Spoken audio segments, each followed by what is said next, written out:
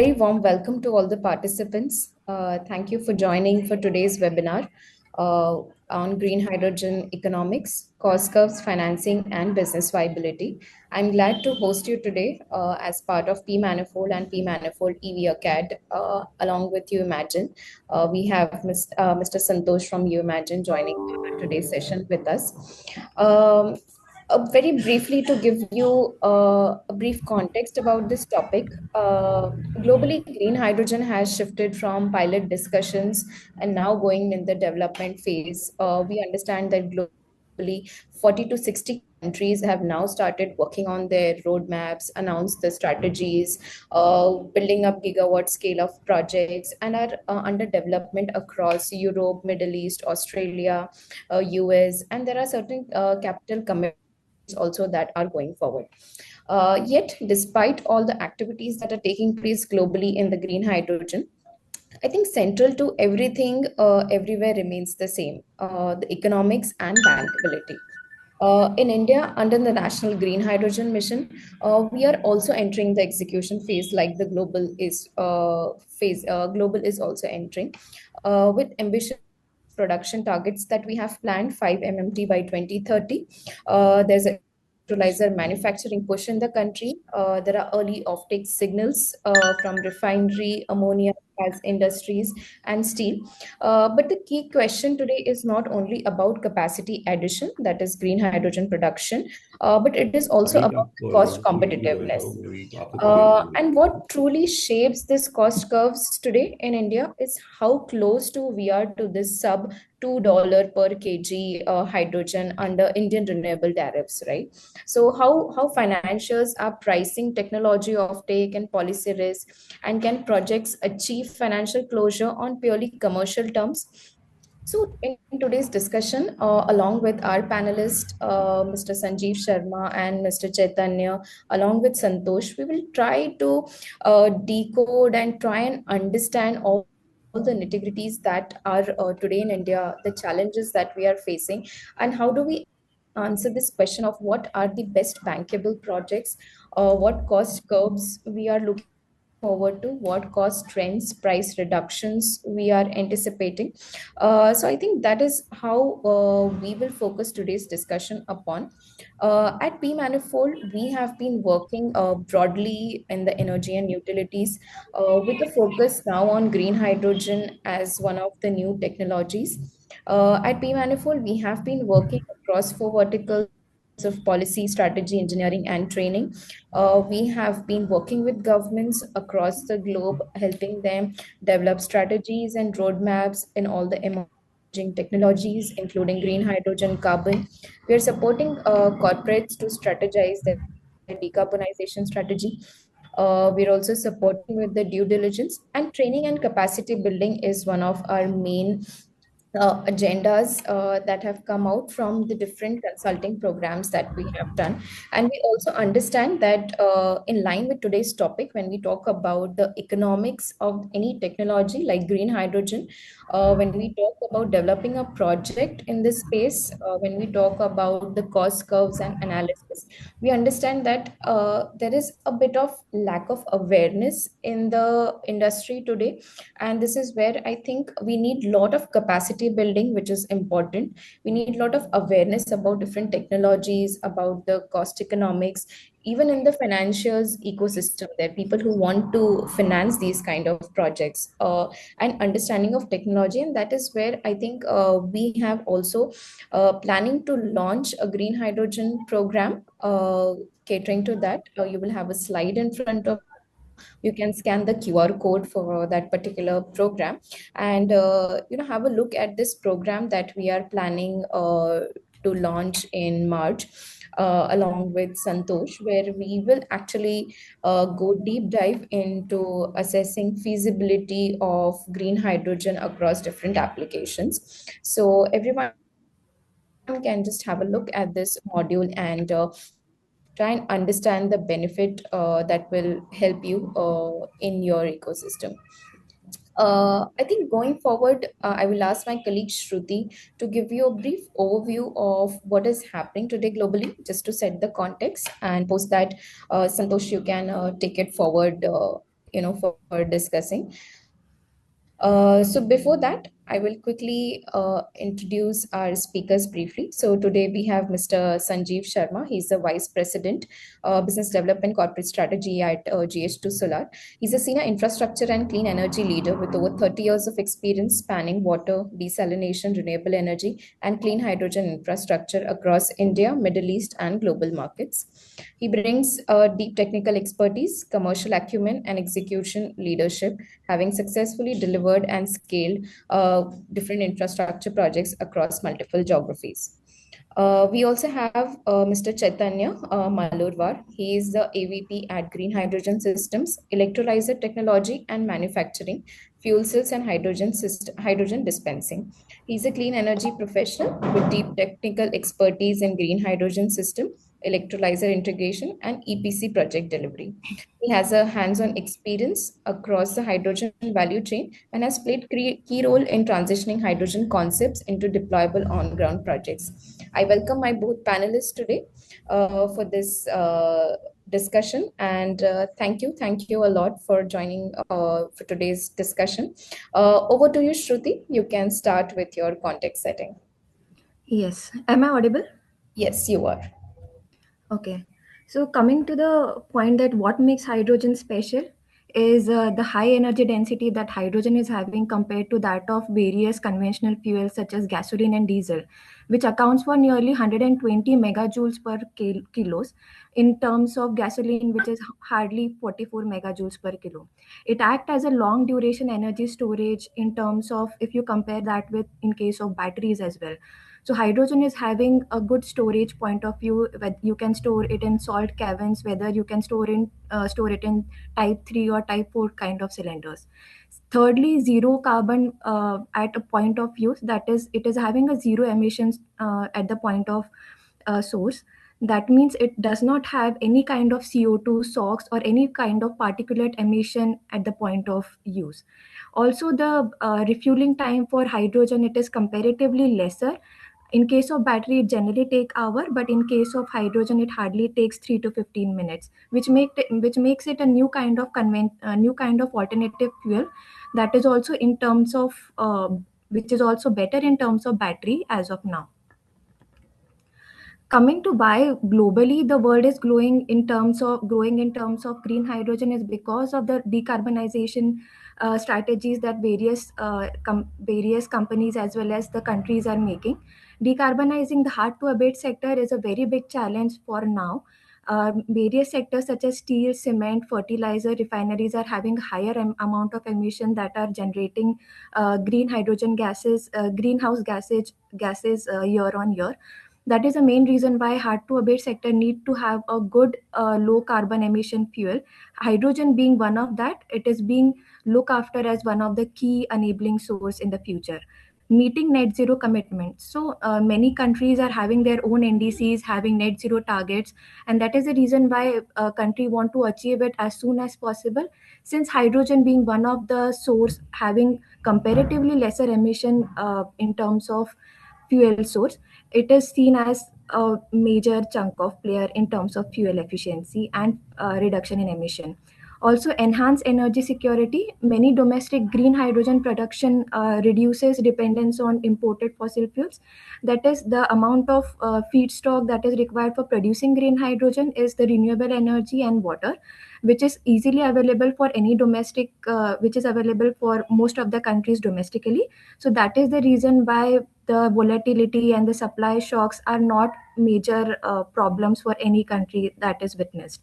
Then comes enabling the industrial transformation, that is producing green hydrogen, green ammonia, green steel, so that industrially the new CBAM rules or the new carbon pricing that is being coming, that has been achieved globally as well, especially in the European market. Also unlocking new economic opportunities such as green hydrogen is a new player that is now having a new value chain, creating new infrastructure and thus creating skilled jobs and export market as well. So green hydrogen is no longer experimental, and yes, it is being deployed globally as well. We can see that nearly 50 plus countries have adopted national green hydrogen strategies, thus targeting various electrolyzer capacity expansion, whether it be alkaline, PEM, SOEC. The amount of capacities is growing and expanding, and is net, and is going to have a net zero emission by 2050. Around 1700 plus green hydrogen projects have been announced globally, with over 200 projects in advanced development or in operation. Nearly 6 plus gigawatt of globally installed green electrolyzer capacity has reached in 2024, and it is also underway in the coming future. Nearly 300 to 400 pilot and demonstration projects are have been deployed, which is seen as a reduced risk, and also have a better operational experience and have a informed policy infrastructure.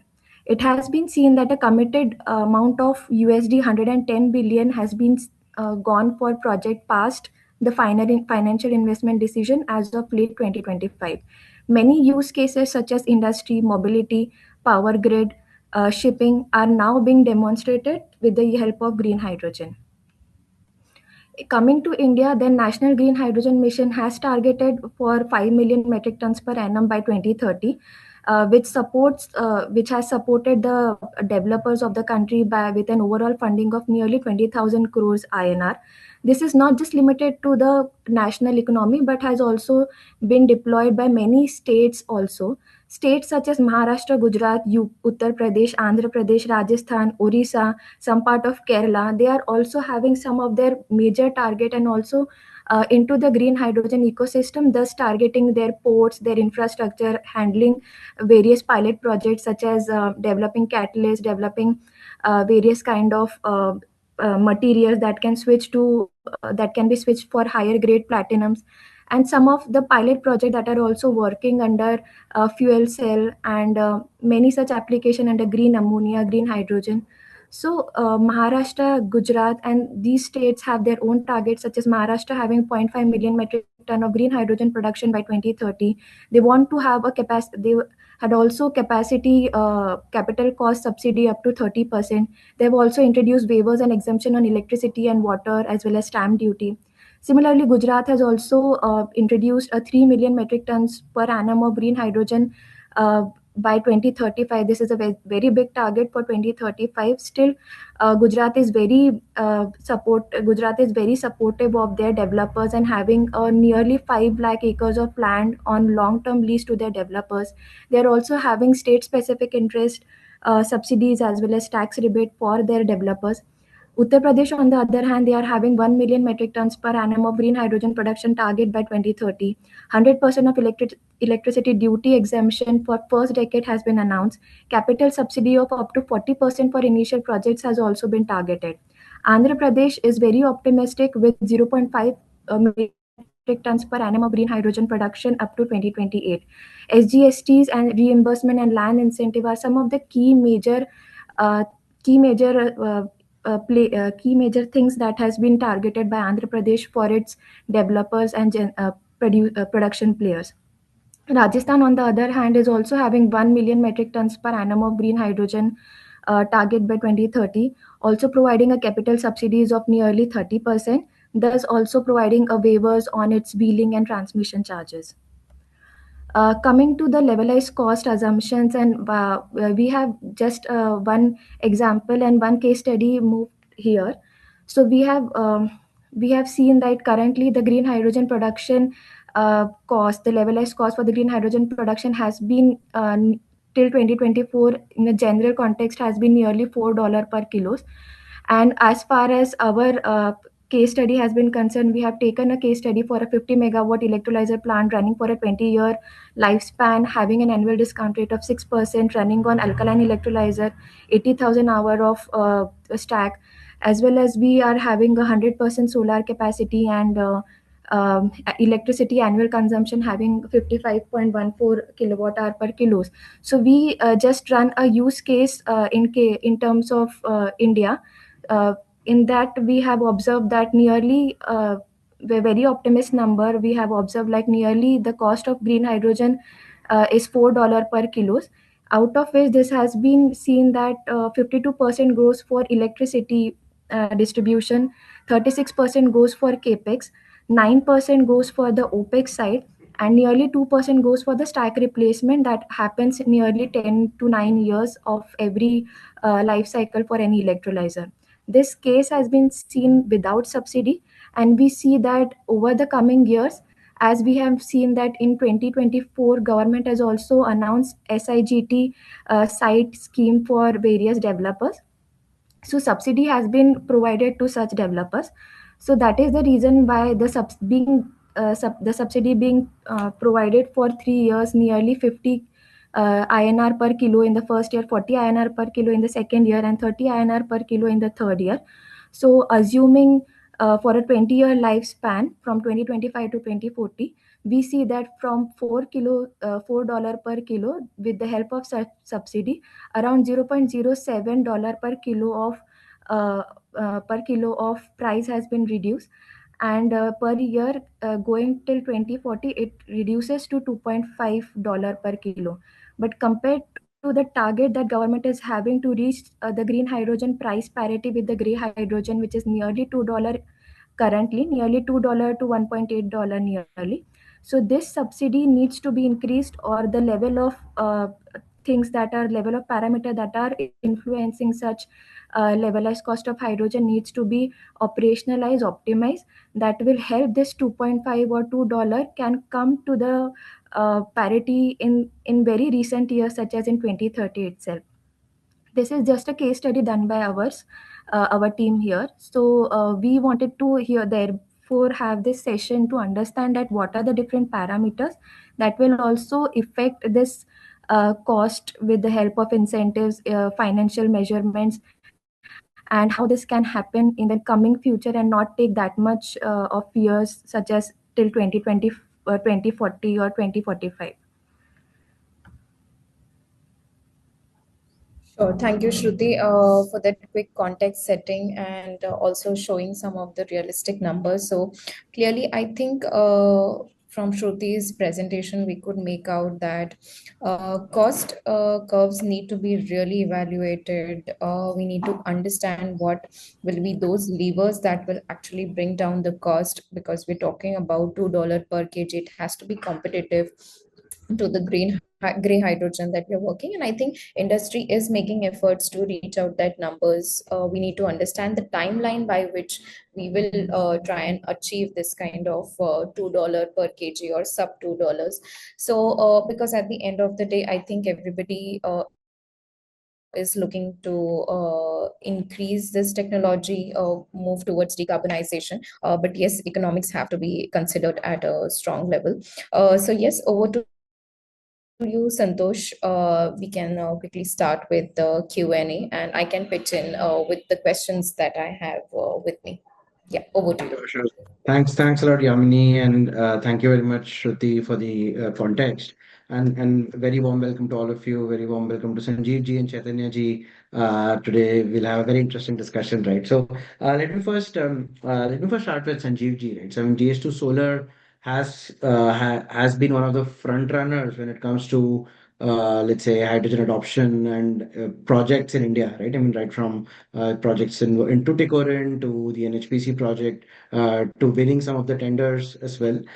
So would like to start the question, Sanjeev ji, from your, let's say, experiences in specifically around deploying some of these public sector projects, right? Both the NHPC one in Chamba as well as the one in Tuticorin, Bobka and Tuticorin.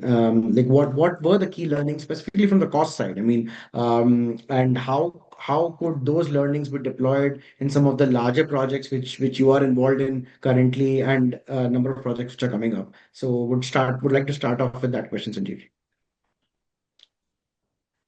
Sir आप mute में हैं sir.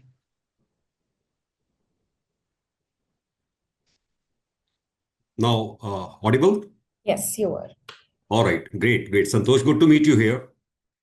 See, when we talk about the cost curves of any technology, I would say that, in fact, and that is my strong belief, that any technology has to pass through the market momentum in terms of the cost parity.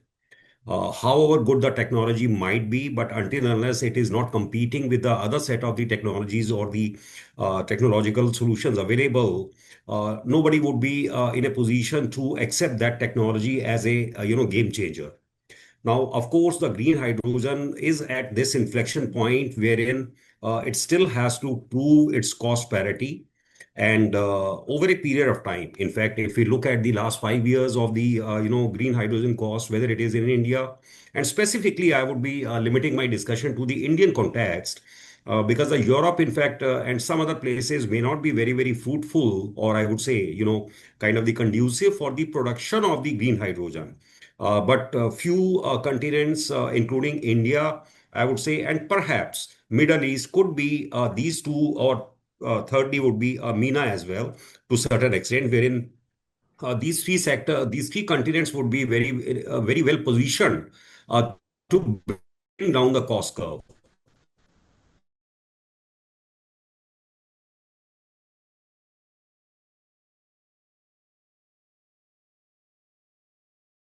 Again, used to be more than four and a half, $5 per kilogram.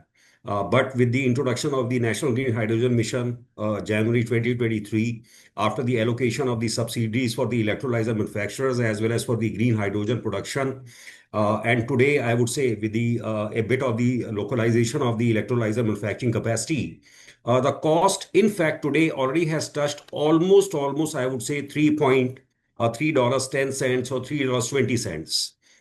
In fact, just last week only, there was a last tender that has been finalized for the NRL, Numaligarh Refinery, and wherein this JV of Sembcorp and BPCL have won this tender at a price of 279 rupees. So I would say that is well within that range of $3.08. And in fact, yes, that is, I would say, a quite a large size of the tender. But even for the smaller projects, we have seen the costs are falling very rapidly. And in fact, we also have been in discussion with some of the clients, some of the off-takers, and we are also working to a target of almost 280 rupees to 295 or maximum 300 rupees. So if in the recent, I would say in the last 3 years, 3.5 years, if the cost has been, we have been able to bring down the cost from say 400, 450 rupees to 300 rupees, I would consider that to be a very substantial reduction in the cost curve, that being number one.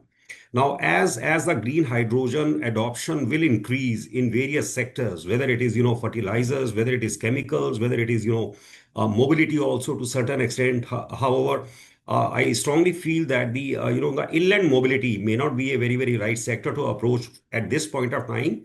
But yes, for the maritime fuel or for the long haulage, heavy shipping industry, green hydrogen and derivatives, of course, are going to play a very crucial and important role. But yes, if we look at the overall scenario, I would say with the production facilities being set up by us as well, by Advait, Chaitanya is here with us, and he would also be speaking on the localization of the stacks and the BUP part. So I believe that maybe in the next 2 years or so, today we are sitting in the beginning of the 26. I believe that by end of 28, we should be able to touch down to a cost of almost 240 to 250 rupees per kilogram of the green hydrogen. Simultaneously, there would be a reduction in the cost of the renewable energy as well. Today, we have very optimized prices of the renewable energy, but we all know that almost 60, 65, or even 70% of the cost in the OPEX goes for the renewable energy. So with a little bit of the more reduction in the renewable energy prices, so I'm quite confident that India as a country should be able to touch to almost 240 rupees to 250 rupees. So great. I mean, thanks a lot, Sanjeev ji, for the perspective. Just one follow-on question on that before I move to Chaitanya. I mean, once if you are reaching this 240, 250 rupees per kg, I mean, do you expect some of these refinery sectors as well as ammonia sectors to become, let's say, cost competitive in terms of market economics, what you mentioned in the beginning, or even in that prices, we will need some kind of subsidies or some kind of premiums. How do you look at that? At the 240 rupees per kg cost numbers.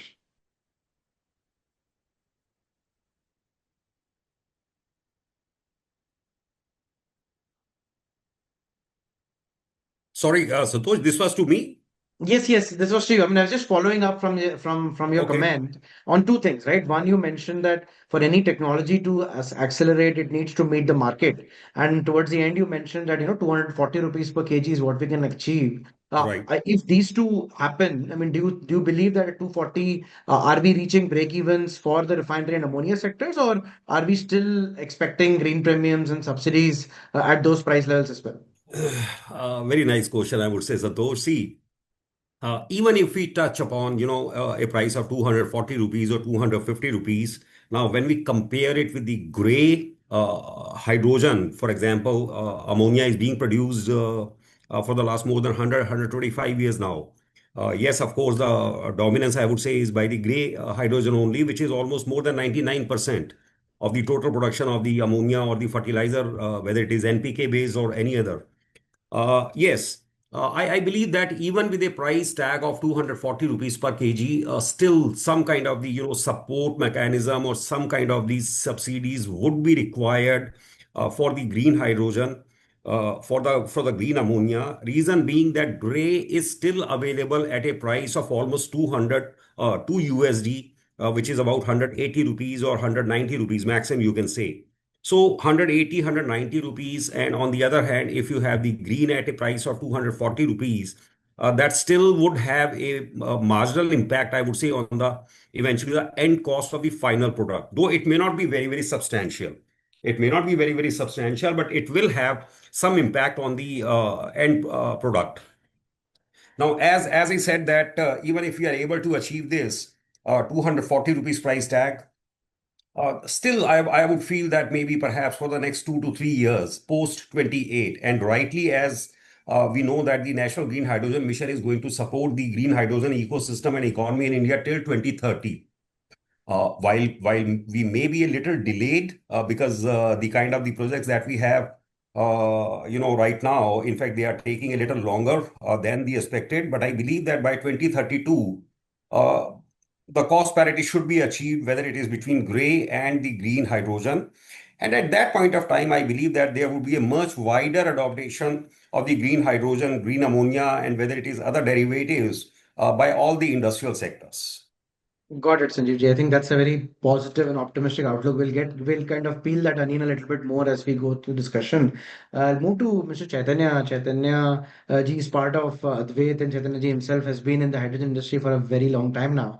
We have known each other for a long time as well. So Advait has been, as just like GS2 Solar, in fact, one of the front runners with the THDC project, being one of the first microgrid commissioned, post which, of course, you did the recently commissioned a 1 megawatt plant, did some technology transfers, building your own electrolyzer factory. So there's been a number of activities which you have been doing. So, I mean, Chaitanya ji, can you reflect from those kind of learnings from the early projects, early technology deployments? What are those key one or two learnings which you believe we as an industry would take forward? And what are those major challenges, right, which you believe that as a community we need to solve as well? Hmm.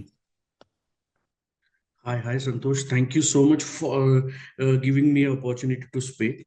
On this learning, because I'm his work, I just have deployed around 4 or 5 projects in green hydrogen specifically. If I start with the one project where I have just for this THDC one. So when we have installed this THDC one, that time people don't know about what exactly the technology will be, how the technology will work, first thing, how the standards will go, what are the standards should look like, how the green hydrogen manufacture, how the green hydrogen will produce. So these are the standards, I think, community wise or maybe on the industry wise should follow first, because green hydrogen production is not, I would say it's not a new task or new things for that, but for the industry would say the standards is more important. I think peso is working on the standards, but still it's not any confirmations or any standards they have made it completely. They have just have a standards only for the storage system if we install the storage on that sense. So that is more on the safety side, because there is no standards on the safety side, or it's a project if we do the EPC kind of a project. So I would see this is the gaps we feel, it's we need to fulfill that gaps on the project side if we just doing or installing any kind of a projects that we think. And also people don't understand the functionality of electrolyzers. Basically, they know that this is alkaline electrolyzer from last 20 years, refinery is working, or maybe the fertilizer industries are working, but they don't understand the technicalities of the electrolyzer. Everyone is talking about the prices and everything, but they don't talk about the technicalities of the electrolyzer, specifically on that, how the electrical load factors will be affecting on the electrolyzer, how the stacks will work, how the stack replacement will place, how the functional will be goes. If RE will be, if I am running at around 12 hours or 10 hours a day or something like that, is it viable to work? Is it viable to run the electrolyzers? So these kind of things, I think industry should understand first, because when we are going for that, Sanjeev ji also said about this 100 megawatt tender that BPCL has gone. I just back calculated everything and I came to know, even mesmerized with the prices on that sense, because the electrolyzer, I don't know that how they worked out the electrolyzer sizing, or maybe the how functionality they worked it out, or maybe how they are working in, maybe this project is viable for 25 years, so do I need to replace the electrolyzer stack only or complete electrolyzer? What will be the EPC for this? How they are just doing the purification systems? So these are the few things that maybe this will be only the 30% of your capex or the opex part, but people is not understanding that. That's why the capex will be increased maybe on the 50%, that 30% because people don't understand these things. So these are the difficulties. Yes, still people knows about that, but they don't understand completely on the functionality. So commercially, this you would say alkaline electrolyzer is TRL 10, say 10 level or whatever it is on the commercials. We need maybe people says about $250 per kilowatt chahiye, $300 per kilowatt chahiye. But really, after 1 year or 2 years, it will be worked. Or do I need to change everything on that? Do I need to change the KVH solutions? Do I need to do anything?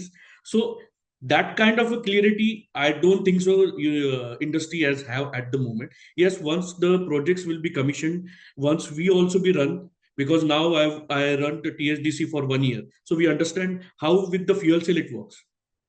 If the purity got less, fuel cell will not work, or fuel cell will not going to be work. So how we can maintain that purity, how we can maintain that storage, how we can maintain that compressions and everything, that he is still a challenge in India, that is going to be fulfilled in some times, but right now the still is a challenge. No, great, Chaitanya. I think you mentioned 3 points, right? I mean, one is standards, second is working and operationally, the technical details of an electrolyzer, right? And how to kind of combine that. So just to follow on from there, and you've been building, Advait has been building its megawatt factory or a gigawatt factory for electrolyzer manufacturing with some technology transfers as well. So from that perspective, and considering that the discussion is a little bit on the cost side as well, and tying a little bit with what you just mentioned, I mean, how exactly do you price those risks? I mean, it's very, as you said, it's very easy to say it's $150 per kilowatt or $200 per kilowatt. But from your experience of actually installing and running these projects, building a factory, I mean, how are you looking at it? Is it a matter of pricing those risks such that we increase, let's say, I mean, having contingencies in place, or is it the matter of, let's say, getting the right people on board, or is it the right technology? I mean, what exactly is the lever that the industry can pull, given your expertise and these challenges? See, as Advait, now from last 2 years, we are building on the technology side first, because we feel that if the technology will evolve, then only we can give a best solutions and best product on these things. So we have placed everything on the technology side. So for your question is first, how you manufacture the electrolyzer. Then only you can just do the pricing side, how the process will follow. Because here, when we are just manufacturing the stack, basically, so stack is 90%. It's my experience, you would say it's depend on your stacks will coating will be look like. If your coating is proper, if your coating is efficient, your prices will go down. And second is on your design side. If your design is how your intact designer, for example, if you say ask me on the 20 megawatt, if someone asks me for the 20 megawatt, so I'm just giving it one 5 megawatt 4 stack and just combining with one separation and one separation and purification unit. So this kind of functionality and integrity we have developed that. So that's why we know that we can reduce the cost on that sense. The stack, we have done the localization where we directly use local content. Means the raw material we have done it. We have already make some processes in house, that's making, cutting, and everything that will reduce our cost. So that's why we can ensure that the cost will be less. The processes we intact, and yes, you correctly said, we have right people in place, those who understand, and we have created a right value chain. It takes us 2 years to create a value chain on this sense, but now we are in a proper channels to make it happen.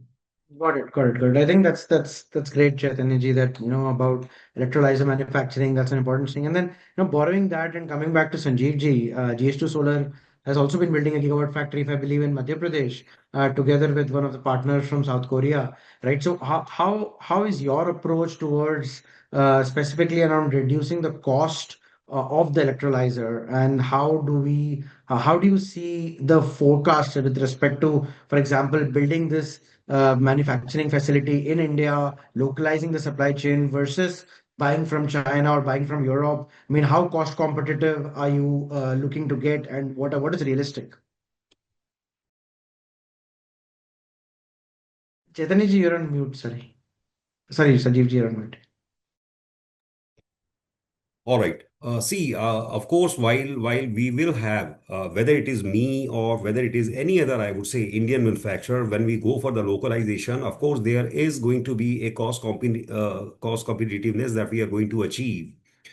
Because generally, if you look at the electrolyzer manufacturing ecosystem, the whole ecosystem, there are manufacturers from the Europe who are highly, I would say, quite for such a long time in the industry, but they are also very, very costly when it comes to the price part of the supply. Then we have China on the other hand, which is quite, I would say, aggressive, and today, in fact, hold almost a 60% share when it comes to the, at least for the alkaline electrolyzers. If not for the PEM or for SOEC, these are the emerging technologies, and they will still take their own time in terms of picking up and being deployed for the larger size of the projects. But when it comes to the large size of the green ammonia or green hydrogen or green methanol, of course, alkaline is the one that is the workhorse of the industry. Now, India, in fact, sits at, I would say, in between the price parity. While the Europe is at a very, very on the higher side, China is on the very, very lower side. India has the potential, and I believe that like Advet or any other manufacturer, whether it is L&T, whether it is we at GSU Solar, we are trying to sit in between, I would say, these two price bands, wherein we are able to offer a technology in terms of the competitiveness of the performance, whether it is performance data or the performance guarantee, in which should be similar to what the European manufacturers are giving. But on the other hand, we are trying to increase the quality levels from the Chinese range, coupled with a localized kind of the sales and service support. I believe that is one of the key differences that is going to play a very important role when it comes to the deployment of the localized electrolyzer in India and perhaps elsewhere as well. Because most of the Chinese players, if you see, they are working on a different kind of a playbook wherein they are just trying to supply the electrolyzers as an export or as an industrial OEM equipment, and without much of the follow-up support. Now, electrolyzer being, I would say, one of the most critical components or the heart of the system, of course, without a proper, I would say, service and backup support, it becomes very difficult for a developer to kind of have the assurance that their project would be running, 24 by 7 into 365 or 330 days, whatever you consider the timelines. So India, in fact, we at least are trying to sit between that price range wherein we will offer a quality or a performance similar to the European manufacturer, but at a price which is much better than European manufacturers.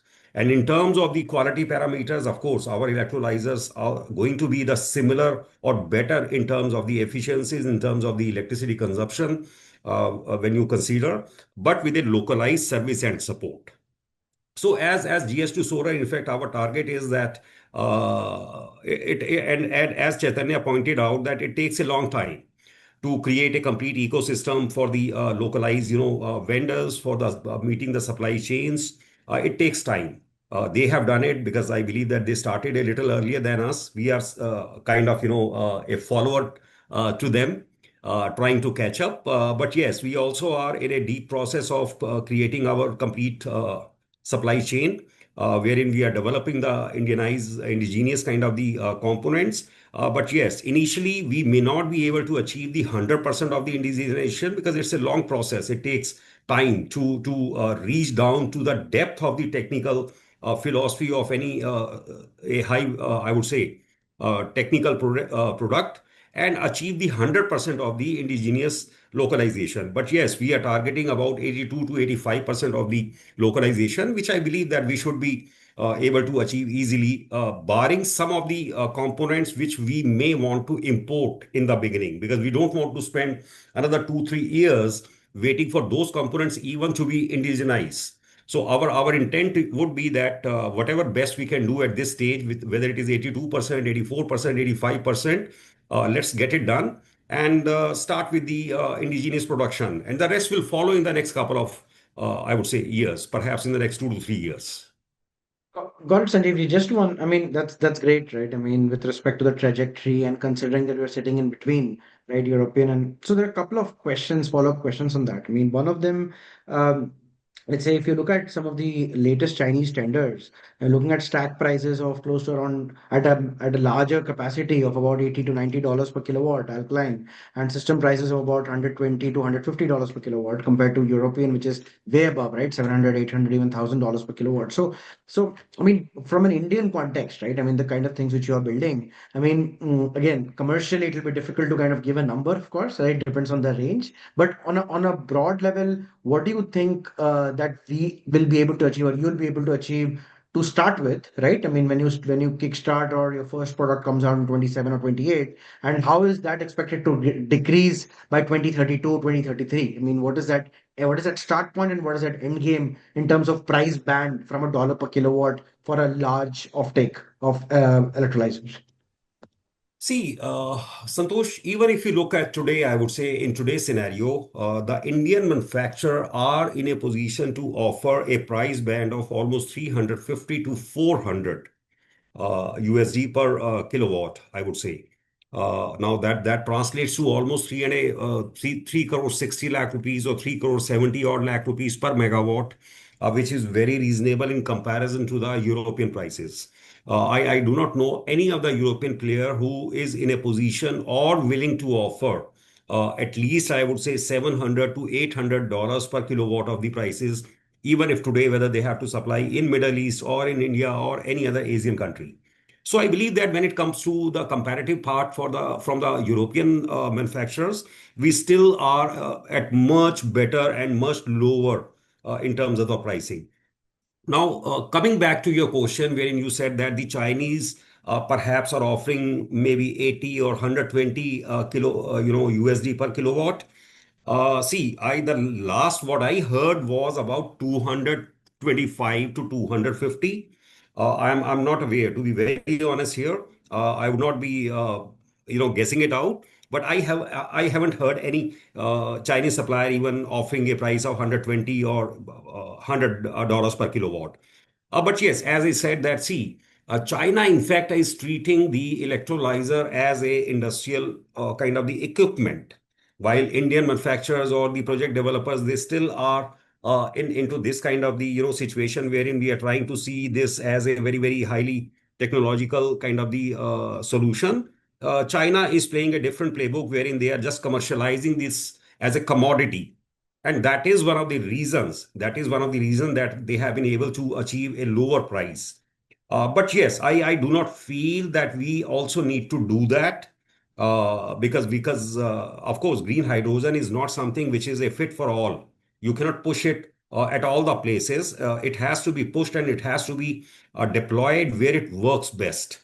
In terms of the, I would say, the fertilizers or steel or the heavy industries or cement sector, or maybe the long haulage or maximum for the green derivatives as well. So in my opinion, India may not be able to achieve a price of, price tag of 80 to 100 dollars per kilowatt. But yes, I believe that perhaps by 2032 or 2033, we should be in the range of about 250 kilowatt USD per kilowatt. That is the best I anticipate and foresee happening. Anything below this, I believe that may not be very, very wise for the entire industry as well.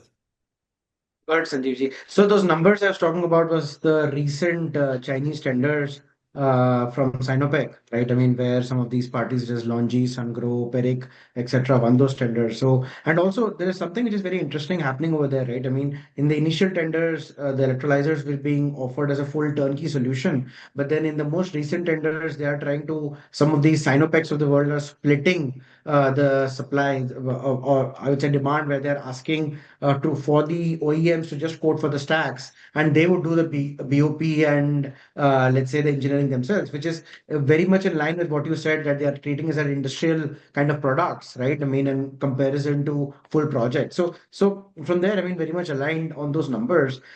Just kind of, bumping back to Chaitanya. I mean, you've been also looking at electrolyzers very closely, and would first of all be, let's say, question. There are two parts to the question. First, would like to get your reflections on some of the numbers what we talked about, right? Both in terms of India, China, Europe, and how do you see the transition and the decrease happening? And second, I mean, if you look at most of these refinery and ammonia tenders, I mean, by default, by almost for most of them, I mean, again, I might be mistaken or wrong to a certain extent, but from my understanding, for most of them, the basis for the estimates for, let's say, a $500 per ton or a 279 rupees per kg has been by default a Chinese electrolyzer being imported.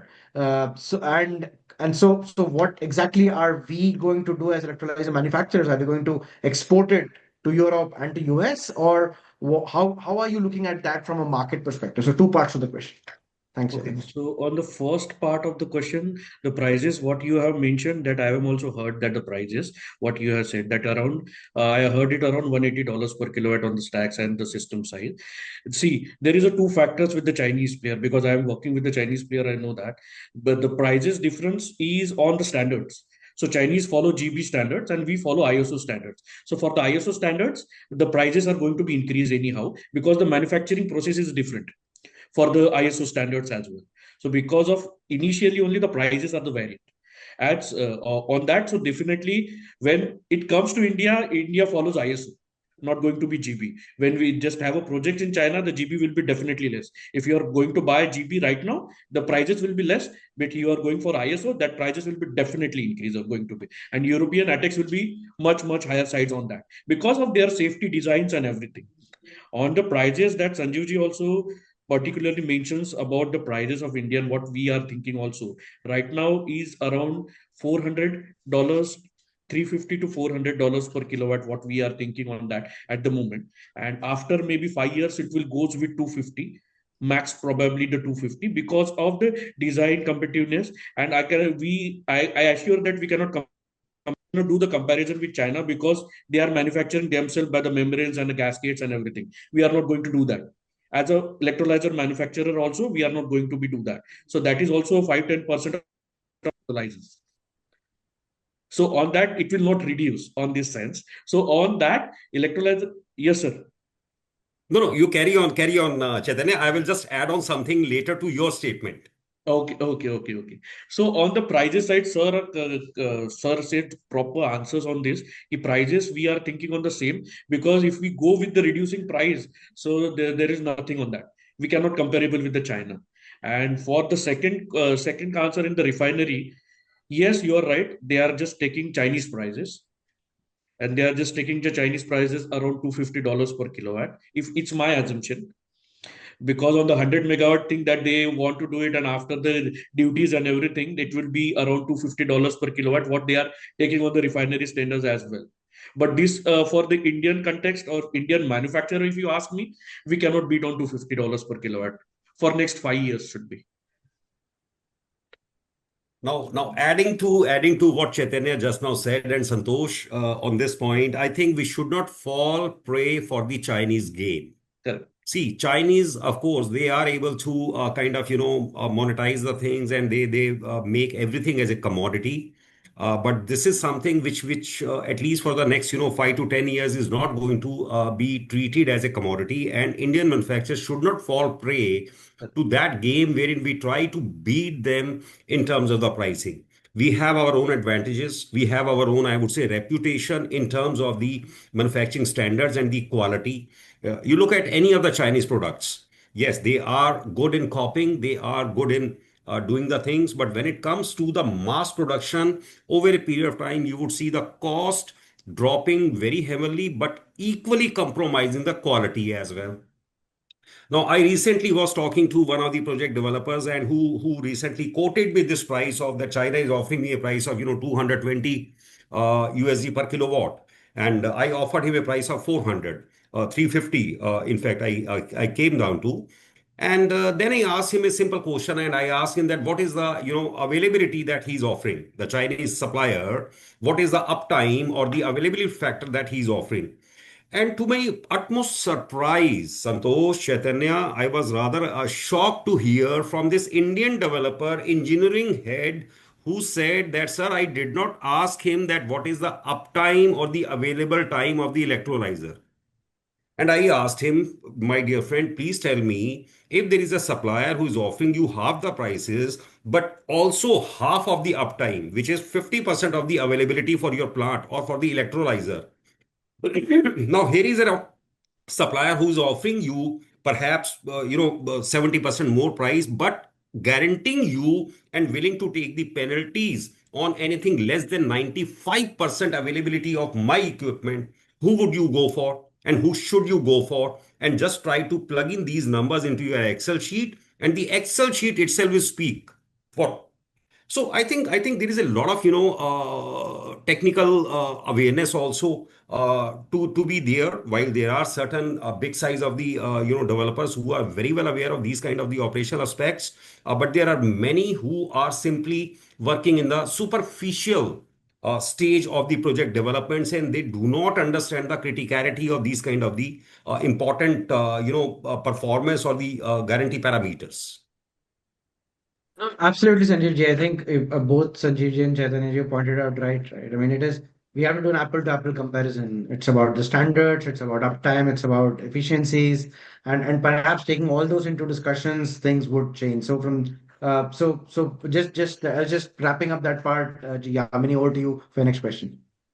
Yes. No, I think very interesting to listen to Mr. Sanjeev and also Chaitanya, understanding their perspective. I think we'll go a bit deeper into the cost part. So we've heard about electrolyzer, but something that feeds it. I think I would like to also understand a bit upon how does water availability and desalination integration influence the green hydrogen, project cost timelines. And specifically when you talk about this gigawatt scale and when you're also looking to export, so how does this cost impact the project cost? So we would like to go at that side of the supply chain also. Is it to me, No, Yamini? this is for Mr. Chaitanya, sir. Okay. Okay. So I would say this is not only about the water cost or the water. Yes, water is very much important for this. I would say if you are just talking about the RE cost would be say around 70%. So 50% would be RE and 20% would be water cost. Right. So water is also very much important for this. Yes, it depends. Now we are also working on the desalination to DI water and everything. Right now, we just use the normal water, normal potable water to just convert into the DI for the electrolyzers. But for the bigger project where we are working with ammonia players, with the Kandla port, so that time we have to use the desalination plant, and we are thinking to have, but that cost will be increased. Maybe now I'm just thinking on maybe 1 paisa, 2 paisa, something like that. So that cost will be increased by 10 paisa or 15 paisa because of the desalination process, because that desalination plant have wear and tears every 2 years. Right. So that I have to take care for 25 years of the project cost and everything. So that cost is increased. Yes. Okay, but then how does it impact the overall LCOH of hydrogen? I mean, is that impact much higher or No, I it's don't think so. still? That will be not impact so much, but it will impact. I would say for 3 to 4% it will impact, not more than that. RE is most important factor than Yeah, yeah, yes. Yes, See, absolutely. because Yamini, we have I also available have a water. point That's here why. to add, if you allow me, please. Yes, Yes, yes. yes, yes, sir. See, while green hydrogen projects themselves are challenging at this point of time in terms of the financing, in terms of the bankability, in terms of the wider adoption, water availability is very critical and important because see, if you look at the India geographically, we have the best of the solar power available in Rajasthan, but that is a water stress area that we have. We Right. have the good amount of the solar available in Gujarat, but again, Gujarat also is not very, I would say, kind of the water availability area, but that is also a water stress region. You Hmm. talk about AP, you talk about any other state, wherever we have the RE availability to the maximum possible extent, we have another very critical component, which is a shortage or which is stressed out. Now, I will tell you, I come from a water background and I have worked in the Indian scenario for the large size of the desalination and the water treatment and the water recycling projects for the last more than 20-25 years. Now, these kind of the projects themselves are a challenge to be materialized and, in fact, if you look at some of the desalination projects in India, the largest one, which is 400 MLD at Perur in Tamil Nadu, it took almost 12 years for the authorities to from the announcement of that project to the award of that project. That project was awarded by late Madam Jayalalitha way back in 2013 or 2012 rather. I was working with a company called ID Technologies, and the moment this was announced, we were all very excited and we all started working on that project. But that project was awarded in 2023 only. So it took almost 11 years for the authorities to kind of from the announcement to the award of that project. So water, of course, is a very, I would say, important component, a raw material for the production of the green energy, green hydrogen, and availability of the this important component besides the site wherein you are setting up. See, the best model for India is to somehow work on a concept wherein you have the renewable, you have the electrolyzer section, and you have the water also available at one single location.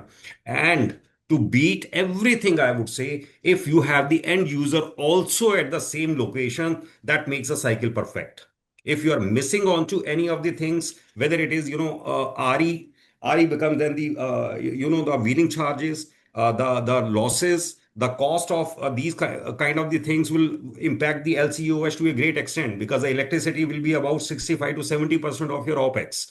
If you do not have the water, then your whole project falls for it. In case if you have to set up a desalination plant, as I shared with you, that itself is a big challenge. Hmm. That itself is a big challenge. The Right. cost of 1 meter cube or 1,000 liters could be about, in Indian context, it could be about perhaps more than 80-90 rupees per 1,000 liters.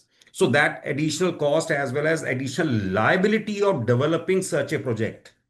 And in case, again, if you do not have the end use at the same place, then of course, then the either the transportation of the hydro itself is a challenge. So I think the ideal strategy for the Indian sector or the Indian domain would be wherein we can conceptualize these kind of the projects which are integrated in all the aspects. Only then the hydrogen economy or the ecosystem in India will thrive, and we should be able to see a wider rotation. In case if they are being built in silos, it will be very difficult. Got you. I think thank you for that, imagination of how the hydrogen ecosystem should be developed. We should have a hydrogen cluster which has water, RE, even the off-taker at one place. I think that's a very ideal and a good situation to be in. And I think there is some plans that the government is talking about developing these hydrogen clusters. But I think I would like to just go one step ahead and discuss with you also, since we brought in the off-taker element into this discussion. Maybe Sanjeev sir, I would put this to you only. So how export-oriented green? So I mean, how do you seeing this entire off-taker ecosystem? Do you see more of that we should do, like domestic industry is not ready today for taking this green hydrogen, green ammonia because of the cost curves, and we are trying to flatten it, we are trying to bring it down. So is from two aspects basically. One is, are the off takers ready to get the ammonia from this, and the readiness of the market to produce that. And what do you see? I mean, is it more export oriented, or is it more of domestic is that you see as export and off-taker category? So It's how is 4 o'clock. that ecosystem? It's a very difficult situation to explain, but I would use one line in Hindi, and I believe that most of us would understand. There is an old timer quote in Hindi which is called "Ek bima, ek anar so bimar." Hmm. So the situation today is that there is one solution which is available, but there are 100 people who are running after that kind of the solution. So similar is the concept here that we have one off taker across, I would say, whether in Europe or whether in Korea or Japan or any other market, but there are perhaps maybe more than 20 suppliers who are willing to supply that particular green ammonia to that off taker. Hmm. Right now, we all are chasing and we all are discussing with the same kind of the off takers and buyers. Now the problem here is that until unless you do not have a firm off taker or a buying requirement, you are not able to move forward with the project itself. Because to make it a bankable project, you have to have a some kind of the term sheet, or I would say the off agreement. Only then the bank would be able to look at your proposal and willing to finance. Now, the Right. second issue that I have seen and I have realized here is that the our WSCC is very high, weighted average cost of capital. You go to Europe, you go to any other places. In fact, developers there are able to get the funds done at about 6%, 6.5%, 7%. You look at the Indian scenario, in fact, we are not able to get it below 12% in any case. That is a landed cost that I'm talking. So a 7% cost for a project and a 12% cost for a project, it can make or project break the project. The third issue, Yamini, which you raised was that whether we should look at the exports or whether we should look at the domestic demand. Now, I have recently, I think some days before, I had written a post on this part as well, wherein I had highlighted that look at China, what they are doing. They are not talking about the exports right now. They are not trying to run after. One hand, they are supplying or they are, kind of creating this atmosphere wherein they want to supply the electrolyzer as a commodity, as a product like a ordinary pump or a motor, Hmm. right? That being their one pillar of the green hydrogen economy. But on the other hand, they are creating a domestic demand, first of all. Hmm. They have now it is in their advantage. They have a different kind of this systematic approach there. Only one province there, one province can ask a manufacturer to set up a manufacturing facility, produce electrolyzer. On the other hand, the director of that province itself can ask another end user, for example, a fertilizer plant, to use green ammonia in this facility. So they have a closed loop. They are able to have the manufacturing component also in the same cycle, and they are also able to have the end user in the same cycle. India is a different, I would say, country wherein we have to go through a lot of different kind of the streams and sections to make both the ends meet with each other. So while exports can be a lucrative, supply chain for us to look into it, but I strongly believe that the domestic demand creation also has to be there. In fact, one of the discussions, I think that was in somewhere in CEO meet of International Conference on Green Hydrogen. I said the same thing. See, all these kind of the PLIs, all these kind of the issues wherein the government says that, okay, I will offer you a PLI, I will offer you a subsidy, I will offer you this, I will offer you that. In fact, when you go deeper into this, there is a lot of bureaucracy involved. There is a lot Right. of paperwork involved, and bidders who are entering into the area or arena, they may not have that kind of the first of all the knowledge base as well as the manpower as well as the time in hand to go through all the formalities. In fact, I raise only one single question to one of the senior most government officials. I said, sir, India spends almost 12.30 lakh crore rupees annual on the infrastructure.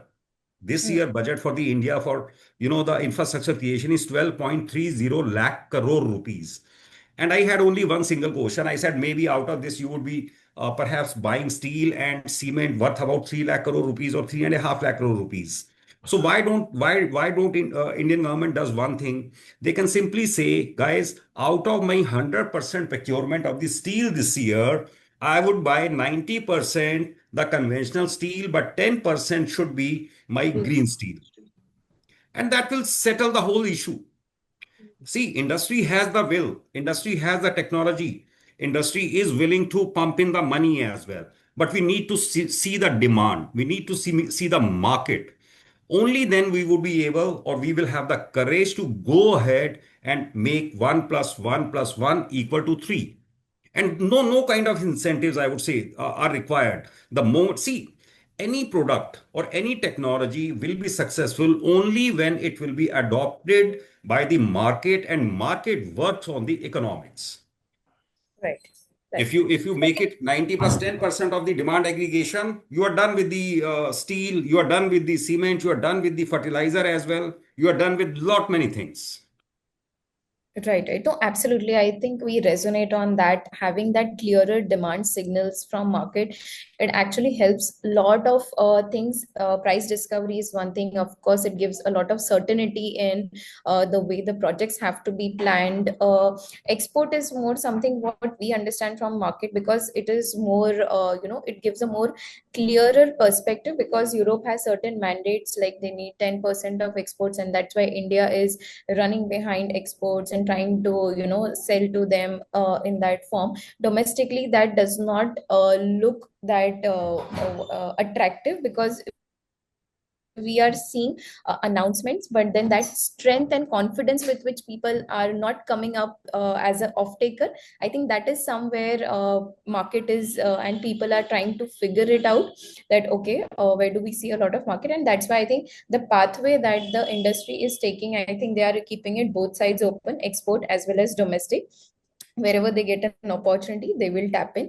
But I think very interesting and important that there is willingness within the industry, within the suppliers that exist. Political will and that clear volume and visibility is what something the industry needs to actually ramp up. And just to grow something, you will have to kind of suppress some thing, just like you meant. If you want to have steel, 90% could be conventional, 10 could actually come green. So I think that's very well put. Santosh, over to you for taking up the next part of the questions.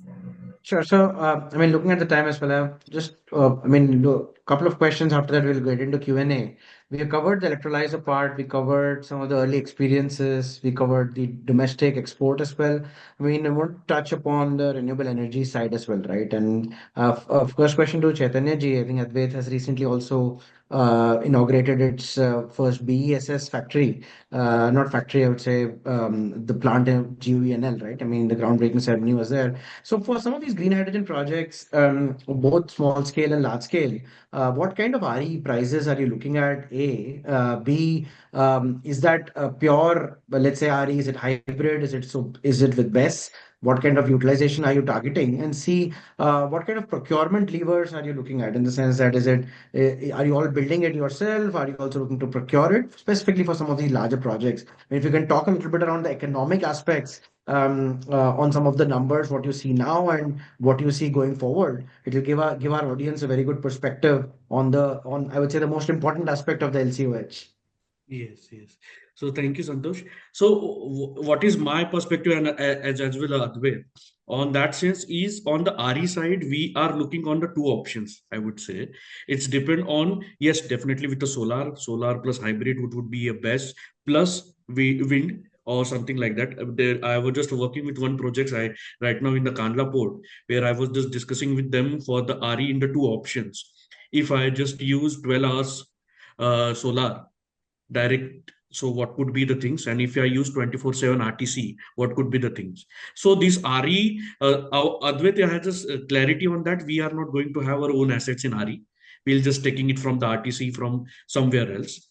If there is a project, will be the hybrid with BESS that we are doing it for the GUN, we can do it. But for the hydrogen, we are having a kind of a clear mandate that we'll go with RTC. And the prices what I am looking for, and in Gujarat specifically, I am just doing one project for ammonia in Gujarat. So I am looking for, after after the what the Gujarat policies after Gujarat policies wheeling charges and everything would be around 2.5 to 2.8 rupees per kilowatt. But that is also for 100 megawatt.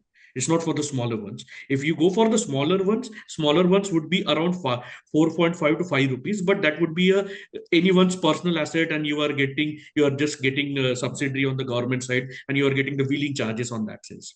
So we are just getting on the two options.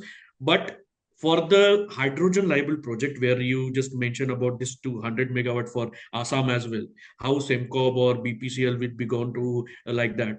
For my perspective, they just got a RE cost of around 2.1 rupees or 2.3 rupees. Then only that price is viable.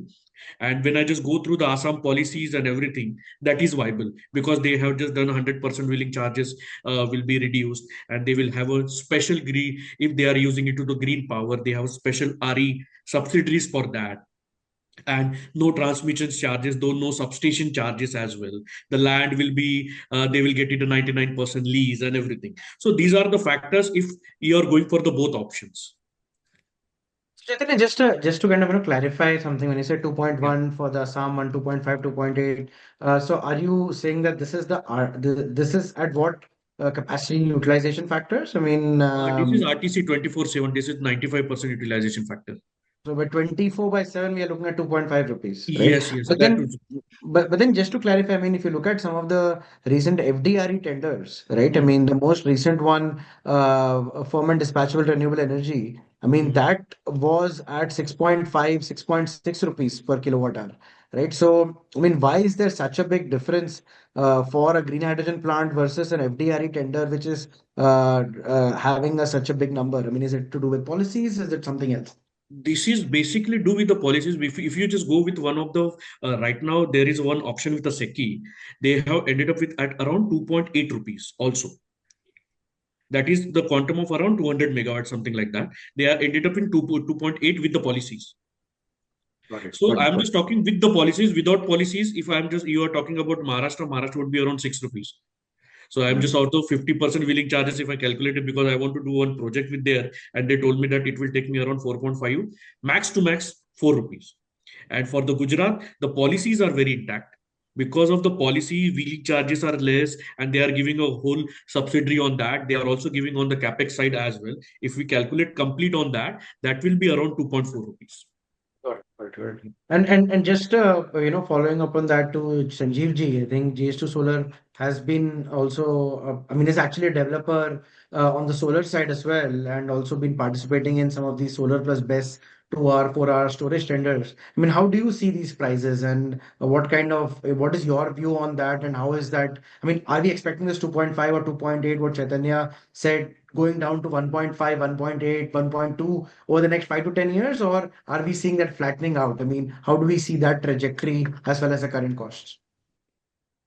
Well, Santosh, very difficult to answer this question because 10 years is a pretty long horizon, I would say, and what may happen in these 10 years is very, very uncertain. But to my experience, I may not see this happening or reaching to a price point of 1.5 or 1.25, as some of the people are saying. See, if you look at the prices for the solar curve, whether it is, cells or modules or the complete plant. In fact, the prices already have fallen by almost 90%. By almost 90% when we started way back in 2010 or 2009, 10, 11, the prices today are almost 90% of the component level. So I do not know whether there would be any such a drastic kind of the reduction again to bring the cost down from 2.8 rupees or 3 rupees to 1.5 rupees or 1.25 rupees. To my senses, it doesn't make any logic, and this may not happen.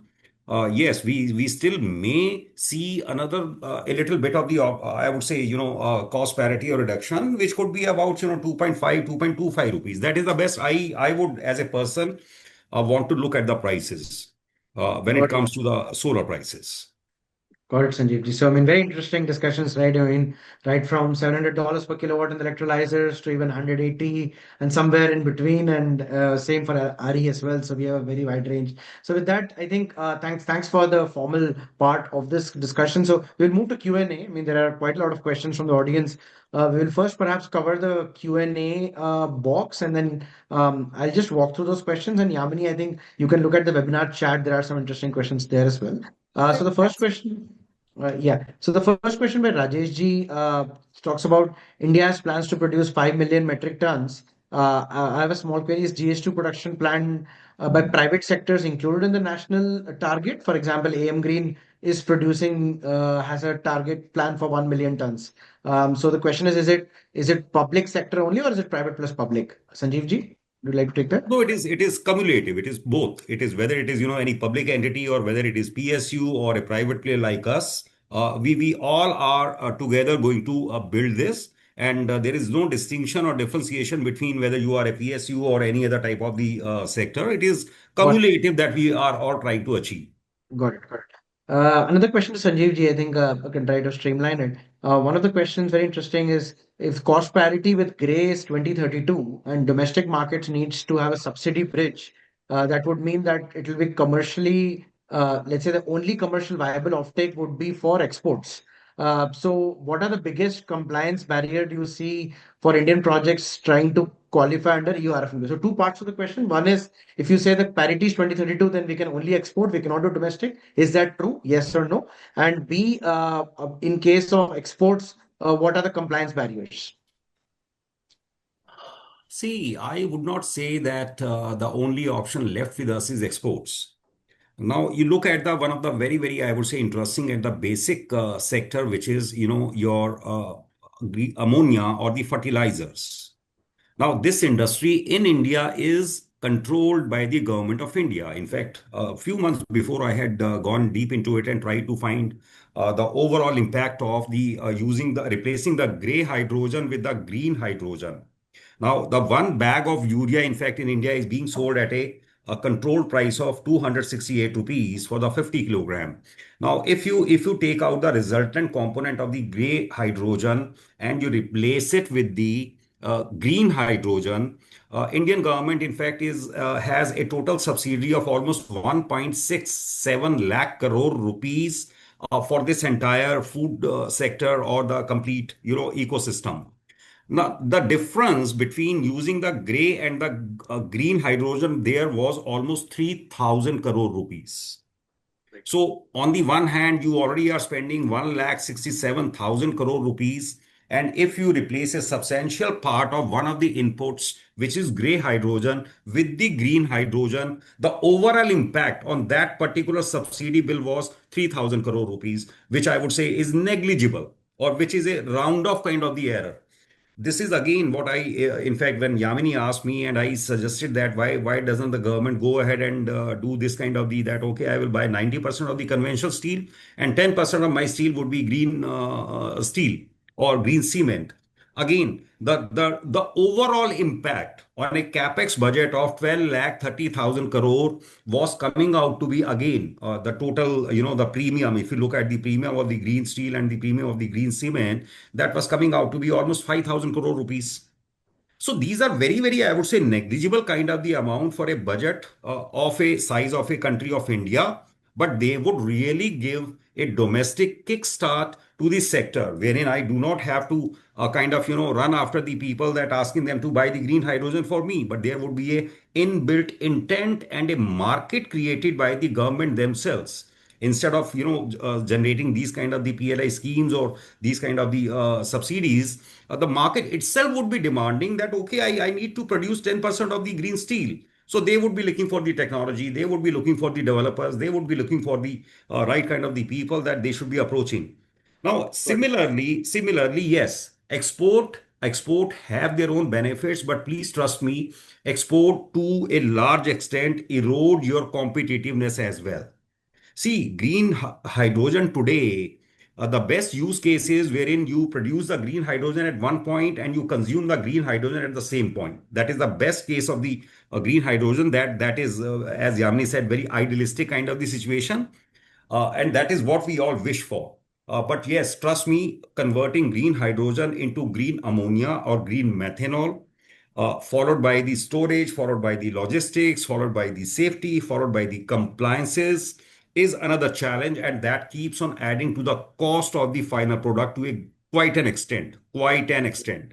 And secondly, in fact, when it comes to the compliances part, if you look at the RFNBO today, we still do not have a clarity that what is it that we are going to do with the the compliance mechanism. You look at the IMO. In fact, they were supposed to come out with their directives for the last year, but that is still pending. What we are hearing is that they may come by the end of this year, but they would be much more diluted. They would be much more watered than the previous version. So yes, compliances itself are a challenge because the way the Europe or EU, I would say, is going ahead, and there is a flip-flop story. So a lot of projects, in fact, are being hampered, being slowed down, and not able to achieve the FIDs or reach to a logical conclusion. Compliances are a challenge, and they offer a great challenge in terms of the export avenues for Indian or for any other manufacturer. Got it. So just one more question, Sanjeev ji, on that lines. I think very just to maybe a quick response to that. The question is around if the GS2 cost, if we are unable to reduce our green hydrogen cost below $2, how do you see the derivative market optimization and build up, specifically green ammonia, methanol, and SAF? If you could reflect on that, please. See, uh, guys, I would say one thing. See, the fossil fuels, in fact, have been with the mankind for the last more than 250 years now, right? It has taken a good amount of time, trillions of dollars, uncounted number of the money already has been sunk in this ecosystem. Only then today we have such a huge upstream and exploration and upstream and the downstream kind of the ecosystem for the fossil fuels. Today they also have been able to achieve a good price parity as well. I believe that we all are very enthusiastic, but to certain extent we are not realistic as well. If we are asking the green hydrogen, perhaps a child of 5 years, asking him to lift a weight of 250 kilograms, that may not be very realistic that we are trying to achieve.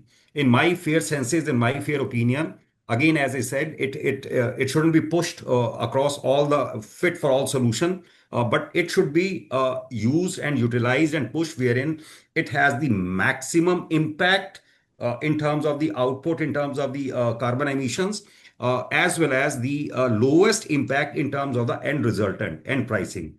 Now, today, even if you look at India has been able to achieve with the current prices of the green hydrogen production, India has been able to achieve or discover a price of 50, 52, 55 rupees per kg of the green ammonia that we are targeting under the SECI 13 auctions.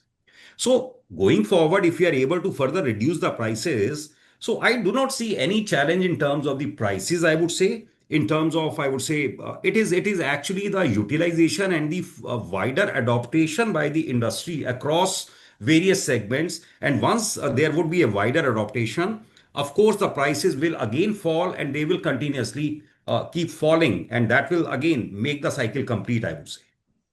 Got Right. it. I Got think it. just as an extension to this question, I think we have a question from Mr. Rohit that how will the bio route of hydrogen costing will be? I mean, will it result in further lower green hydrogen costs? I think that is his question there. So how does bio route work in this entire thing? I'll just give exactly on the answer to the Rohesh.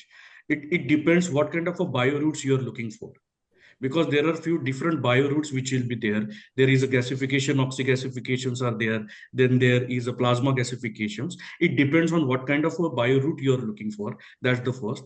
And second thing is bio routes also have their capex and opex, which is if you compare with the electrolyzer, that is on the same.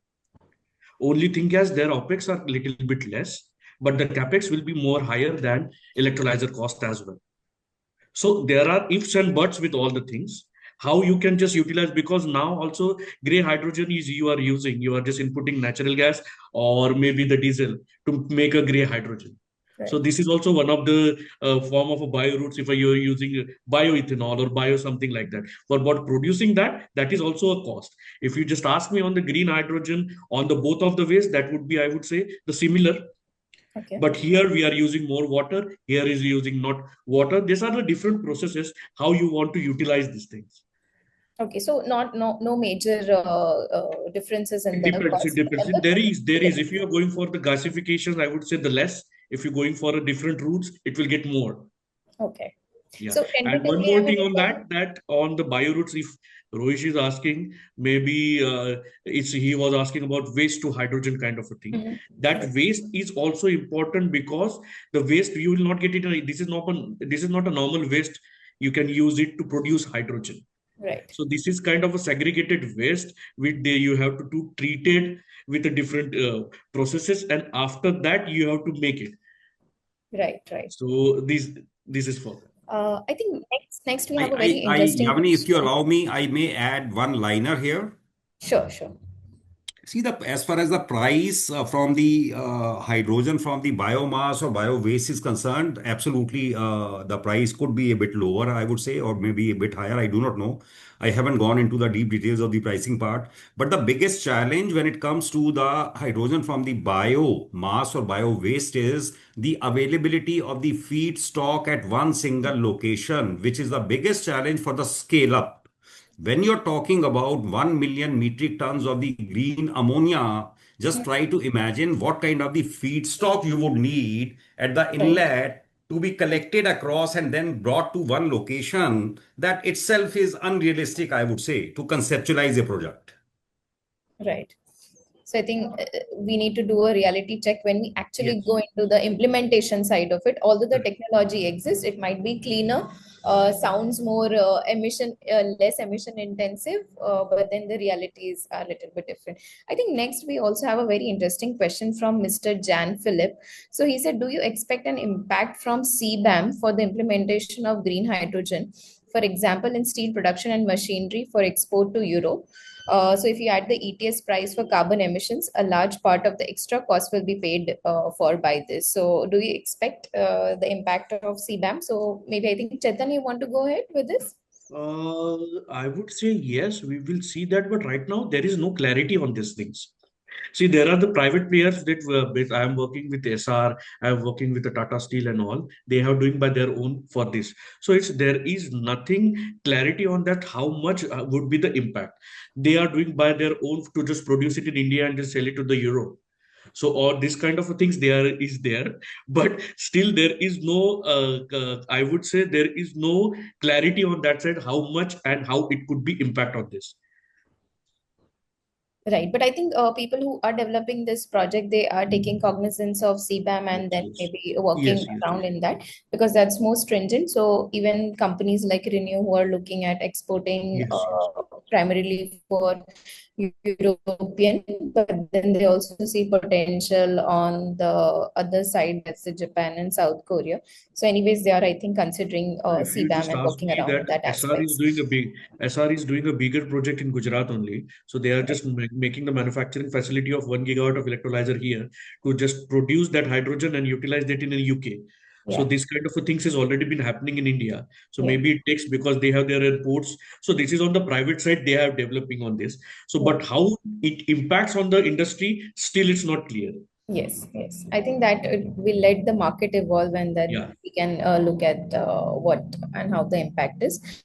Quick for the audience, I think there's a quick feedback form that's been floated by the team. If you could just spend a couple of minutes filling that, I think that will be helpful and we can come up with more interesting webinars on this around this topic and try and understand what more people want to gain insights. But yes, Santosh, a couple of questions for Yeah, next so 20 minutes if you have. Yeah. yeah, definitely. I think there are lot of questions which we may not be able to answer. If you have like 5 more minutes, Chaitanya ji and Sanjeev ji, we can take a couple of them if it's okay for you. Yeah, yeah, it's Or yeah, Yeah, okay. we can Okay, quickly. so one of the question I think direct to Chaitanya, basically, are you looking, for example, carbon pricing to play an important role in adoption of green from gray to green? I mean, do you see that having an important role, considering Advait also has a carbon division as well, so you might have an overall view on that. Can you perhaps reflect on that, please? Yes, yes, definitely. We are looking for that when we are just giving it to the customer. Simply, I was just working with the shipping industry. So when I just calculate, I just write it down. I know that this will be the question once again because I'm just checking with Avantika as well that what could be the carbon emission. So she has also explained shipping industry around zero point 0.8 to 1 billion tons of CO2 year we are emitting on the shipping industries. So this is around 2 to 3% of GHG emissions. So yes, we are looking for that. Our project when we are just conceptualizing with ammonia players or the steel industry, that time we are using our factors on that, how we can utilize that. But right now, the thing is, right now in the carbon emissions and carbon things in India is not, I would say Indian market is not matured enough at the moment. We are also doing the projects, but this was on the consulting for the European player, where the carbon market is more sensitive and more evolved. So when we are just for example, we are working with one of the specialty chemical industry where they are using that chemicals to produce perfume in Paris. So this kind of a situations where they are utilizing their carbon to a European market and they can utilize this carbon footprints there. So this kind of situations we can make it. But right now in India, it's not mature market enough for that. But yes, in I think next 5 years that would be one of our things as well where we are using in our RE projects, in our BSS project as well as in green hydrogen projects as well. We are emphasizing on this. Got it. And just to follow up on that, I mean, another question, and that is around the recent budget announcement on carbon capture and utilization and storage, right? I mean, 20,000 crores has been allocated. I mean, do you see that helping, let's say, the bankability of, green methanol and SAF projects where CO2 is required as a feedstock? Depend how they are conceptualizing. Then उन्हें अभी उन्होंने just number दिया है. So when we are just gone the depth on that, whenever because I don't feel whenever the government is doing the policies now they are placed we also got and Sanjeev ji also got the PLI for manufacturing of 300 megawatt, but still we are not seeing the demand. That's why we cannot see move forward on that. This is the similar answer I can give it to you, that they have mentioned that, but for the production of ethanol also, once the process and everything is finalized, then only we can do it. How they can make it, because our government when we are doing is when they are making it, every time they do the star mark for the condition applies. So we have to think on that, then only we can structure on anything. And so yeah. Yes, Sanjeev ji, I have one more question for you. You can answer both. I mean, I'll just quickly say, I mean, you can answer what on Chaitanya's point, but then also there's a question around what kind of skills are standing out in the green hydrogen sector. I mean, what are some of the newer skill which let's say people can develop around sustainability assurance for audit professionals. So a question on skill development as well. So if you can answer, take both of them, that would be great, Sanjeev ji. See, in terms of the carbon capture, incentives which in this budget have been announced, which is 20,000 crore rupees for the next 5 years. In fact, see, any kind of the policy, Santosh, it takes time to be effective on the ground. While the intent, I would say, is very, very strong and intent is in the right direction. But to be implemented on the ground, it always takes some Next time. For time. example, as Chaitanya just now said that we have been awarded the PLIs for the electrolyzer manufacturing, but electrolyzer manufacturing, again, the very small two words, but when you go deeper into it, that means you have to create an entire setup, which is not a very easy task. It will take at least perhaps 2 years, 2.5 years for any manufacturer to set up the facility. Side by side, demand visibility also has to be there. A complete ecosystem for the vendors and for the supply chain also has to be developed. Now, until unless we do not see the demand, it doesn't motivate me as a manufacturer to go ahead and put my money on the stake. So that kind of the assurance is very much required. Similarly, for the carbon capture, while we see some of the demands, I would say in terms of the methanol or the the utilization of the carbon, but when it comes to the European market, again, as RF and BO, they are yet to define the scope and the terminology of the green hydrogen or the methanol to quite an extent. Right now, they are saying that, okay, you can use the industrial carbon dioxide, but till 41 only. Now, even if I have to again plug in, till 41, if I can take the industrial hydrogen, after that, if I have to go towards the bio, then that becomes a difficult situation for a project to work under these two kind of the different pathways altogether. And then the technologies which are available, whether it is DAC or whether it is any other kind of the carbon capture technologies, they still are costly. They are still not very in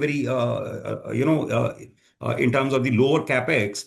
They themselves are a project itself. So all these things, I would say, are making the environment quite complex, quite slowing down the adoption of the green hydrogen and the derivatives to an extent. When it comes to, of course, skill development, I think as a country we still need to work a little more towards in that direction. There are certain, I would say, courses available, but what generally happens is that until and unless you have a complete ecosystem for the skill development, whether it is in terms of the R&D, whether it is in terms of the production, whether it is in terms of the component development, again, it takes time. It takes time. I remember I was quite young at that point of time when 1984 when the Maruti started at Manesar nearby Delhi in Delhi NCR. So when the first plant, the assembly plant was set up, there were no local suppliers, there were no local vendors. But it took almost 10 to 11 years, 12 years for the Maruti to develop the complete ecosystem over there in terms of the smallest parts, whether it is a engine part or whether it is a any other component of the manufacturing range. So 20, 12, 15 years, I believe that it is still a long way for us to go. We have to be patient. We have to be realistic in keeping our expectations at the right levels. I know everybody is very enthusiastic and kind of eager to see this happening. But yes, there are practical challenges on the ground and they will take their own time to get resolved. So in the meantime, I believe that as a community, as a hydrogen community, we all have to keep contributing. We all have to keep working towards it with a positive mindset. Any sector will have these kind of the bumpy roads. There is no sector that will start like this and it will go like this. In the initial beginning, all the sectors will have these kind of the bumpy rides, and once they have crossed the minimum barriers and the obstacles, then they start gradually moving in the vertical direction. I'll Definitely, just sir. add on Definitely. this Yes, skills please, part. Chaitanya, go ahead. So Sanjeev ji has rightly said what exactly should be, but I would say on that, in more maturity on the things on that, on the green hydrogen ecosystem on the electrolyzer side, there are the people we required on the process side, on the mechanical side. So the people, for the engineering field who has been developed, or also I will recommend you guys that you are just making the master program on that. So on that also you can just add some points related to the process, related to the safety, related to the mechanical. So because these are the few which is more important points for the all for the electrolyzer as well as for green hydrogen or for the any kind of ammonia or something. So the people should handle the mechanical equipment, they should understand the process, and they should understand the working of the equipments. So these are the skills which is not developed in India at the moment, I would say. So process, we have a chemical engineers in place, but they don't understand electrolyzer because in their curriculum there is nothing. So when you are just making, I saw that you are just making the master program. So if you can and calculate these things, so it will be the easier for industries like us, Sanjeev ji and me. So we can just take talent from there and we can just utilize to make country strong and company strong both. No, no, very Definitely, just rightly, Chaitanya. I would definitely second your point because we need to have the right kind of the manpower. Only then it will become a collective team. Right now, when it comes to the project conceptualization or many other things, we can do it. But on the ground, we need people who understand the physics and the chemistry and how this combination works, and then accordingly in a position or being able to handle, because see again, green hydrogen or whether it is methanol or SAF, these are not as simple as solar or maybe a best project. These are the process. This is the process industry, and process industry always is a beast. And to handle a beast, you need to have those kind of the skill sets or the people who are trained for it. Yes. Right. No, absolutely. I think that is where our efforts are, and that is where we are trying to build in. And I think the curriculum that we have designed for this program really aligns with what you guys need and what the broader industry also needs. So, proper implementation, understanding of the technology. So, that's where we are. So Uh, if San- Yamini, if you allow me, I would also like to enroll for that.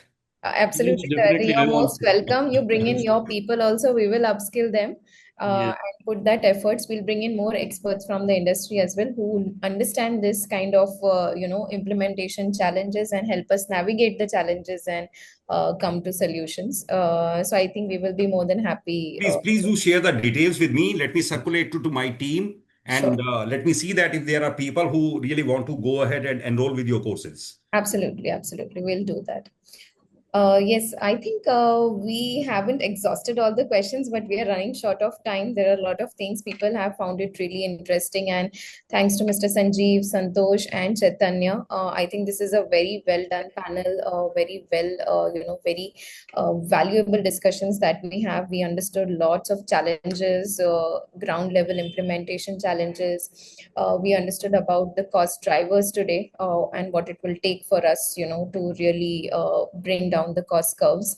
Very interesting. And once again, thank you for your time. We will look forward to engaging more and more with you on this hydrogen. We are part of the one ecosystem of green hydrogen. We would like to do more with you. But yes, thank you, and thank you all the attendees for being so patient and driving, floating so many questions and for your interest. So thank you so much, and please stay connected. We'll have more sort of discussions here. Thank you, everyone. Thank Thank you. you. Thank you Thank so you. much. Take care. Thank you. Bye-bye.